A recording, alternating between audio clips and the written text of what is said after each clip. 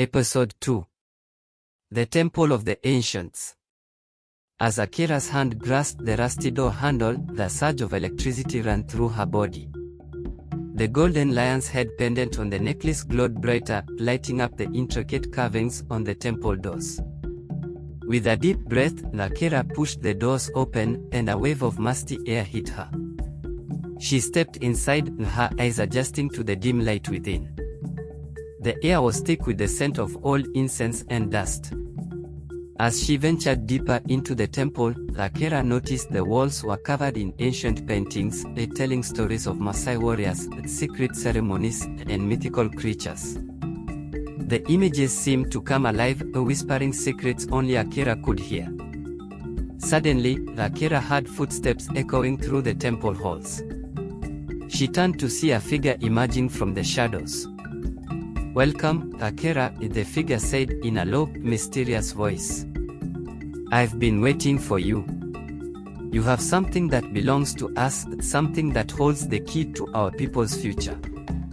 Akira's heart pounded with excitement and a hint of fear. She knew she had stumbled upon something much bigger than herself. Akira's curiosity got the better of her. "Who are you?" she asked the figure. "What do you want with the necklace?"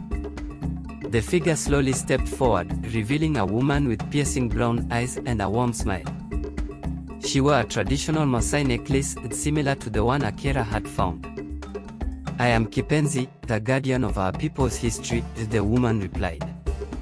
"And you, Akira, are a curious and brave young woman. The necklace you wear is a sacred relic passed down through generations of our people. It holds the key to our ancestors' secrets and the future of our tribe." Akira's mind was racing with questions. "What secrets?" she asked. "And why is the necklace so important?" Kipenzi's eyes sparkled with a knowing glint. "The secrets of our ancestors are hidden in the necklace's intricate designs," she explained. "And the necklace is important because it holds the power to unite our people and restore our tribe's honor." Akira felt a surge of excitement and responsibility. She knew that she had stumbled upon something much bigger than herself. Akira's curiosity was piqued. "Kipenzi, you mentioned the necklace holds the power to unite your people and restore your tribe's honor," Akira said.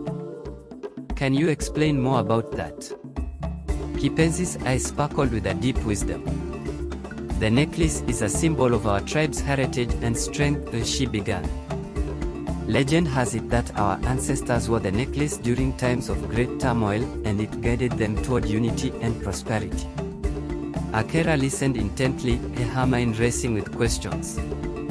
"And what about the visions I've been having since putting on the necklace?" she asked.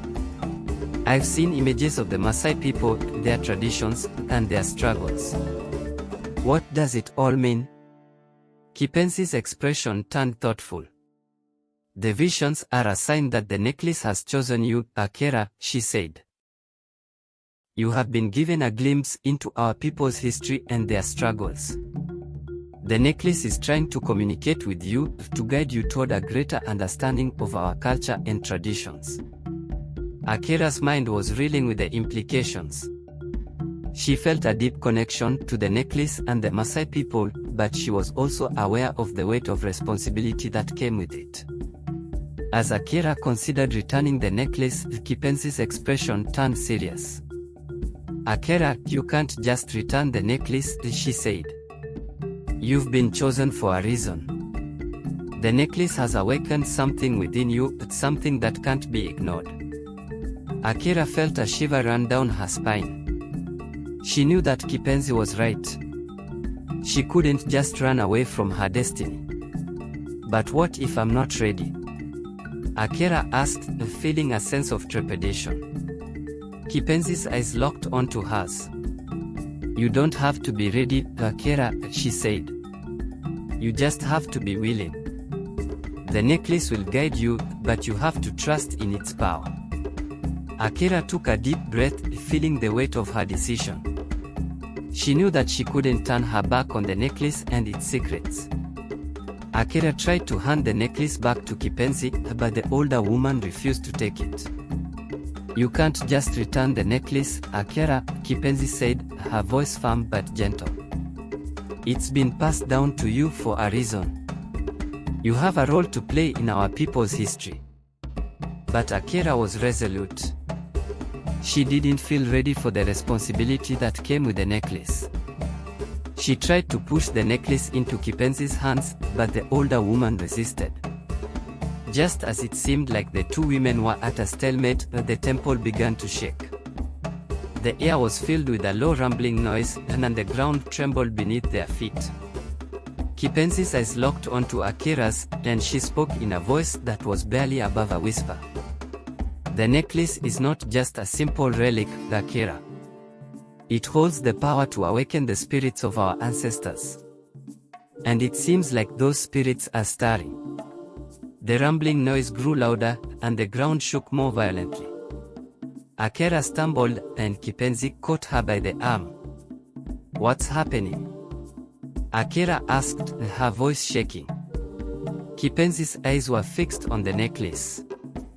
"The spirits are rising," she said. "And they are coming for you, Akira." Akira tried to run away from the temple, but the spirits were too powerful. The ground shook beneath her feet, and the air was filled with a deafening roar. She stumbled, and Kipenzi's grip on her arm tightened. "Akira, don't!" Kipenzi shouted above the din, "You can't outrun the spirits." But Akira was desperate.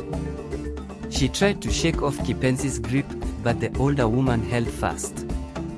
Suddenly, the temple doors burst open, and a blast of wind swept Akira off her feet.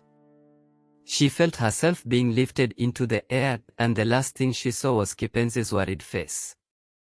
When Akira opened her eyes again, she found herself in a completely different location. She was lying on a soft, grassy plain surrounded by towering trees that seemed to stretch up to the sky. A figure approached her, and Akira saw that it was a young woman with skin as black as coal and hair that flowed like the wind. "Welcome, Akira," the woman said, her voice like music. "I am Nazirian, the spirit guide from the Maasai realm.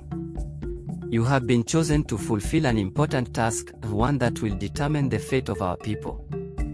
Akira's mind was reeling. What task could Nazirian possibly be talking about? And what did it have to do with the Maasai people? Akira shook her head, trying to clear the cobwebs. "I don't know what you're talking about, Nazirian," she said, trying to sound firm. "I just want to go home." Nazirian's expression turned sympathetic, but her eyes sparkled with a hint of mischief. "I'm afraid that's not possible, Akira," she said. "You've been brought here for a reason. The spirits have chosen you for a great task." Akira's frustration grew. "What task? What spirits? I don't understand any of this." Nazirian's smile grew wider. "All will be revealed in time, Akira. But for now, let's just say that you have a crucial role to play in the fate of our people." Akira's mind was reeling. She didn't want any part of this mysterious task or the spirits that seemed to be pulling the strings. She just wanted to go home. With a newfound determination, Akira stood up, brushing off her clothes. "I'm not going to get involved in any of this," she said, looking Nazirian straight in the eye. "I'm going to find a way back home, no matter what it takes." Nazirian's expression turned serious, and she nodded slowly. "Very well, Akira. If that's what you truly desire, then I won't stop you. But be warned, the journey back home won't be easy. And once you leave this place, there's no turning back." Akira stilled herself, determination burning within her. "I'm ready," she said, looking around for a way out. Nazirian nodded, a small smile playing on her lips. "Then let's begin," she said, gesturing toward a narrow path that wound its way through the trees. Akira hesitated for a moment, feeling a shiver run down her spine. Something didn't feel right. But she pushed aside her doubts and followed Nazirian down the path into the unknown. As they walked, the trees seemed to grow taller and the air thicker, heavy with an eerie, unnatural silence. Akira's heart pounded in her chest, and she couldn't shake the feeling that she was being led deeper into a trap. And then, just as they were rounding a bend in the path, Akira heard a faint rustling in the underbrush. She turned to Nazirian, but the other woman's face was set in a stern expression. "What's wrong?" Akira whispered, her voice trembling. Nazirian's eyes flicked toward the underbrush, and for a moment, Akira thought she saw a flash of fear in their depths. "We're not alone," Nazirian whispered back, her voice barely audible over the sound of Akira's own heartbeat. And with that, the underbrush erupted in a frenzy of snapping twigs and leaves, and Akira's world went dark.